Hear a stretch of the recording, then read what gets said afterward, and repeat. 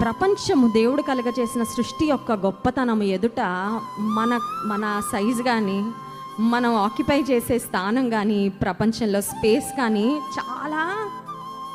కానీ ఆశ్చర్యం ఏంటంటే, అంత గొప్ప సృష్టిని కలుగజేసిన దేవుడు ఆ సృష్టిలో చాలా చిన్న స్థానమే మనది కానీ సైజు పరంగా.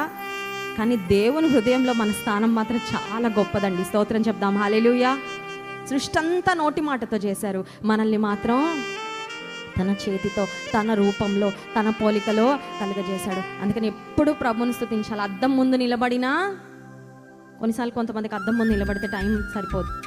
టైం అలా గుర్తు చేయాలి, టైం అవుతుంది, బస్సు వెళ్ళిపోద్ది, ట్రైన్ వెళ్ళిపోద్ది, ఆఫీస్ టైము. ఎందుకంటే పరవశించిపోతూ ఉంటారు, అబ్బా ఇంత బాగున్నాను. నిన్ను నువ్వు చూసుకొని ఆనందపడుతున్న ప్రతిసారి నీ సృష్టికర్త నువ్వు స్తుతించాలి.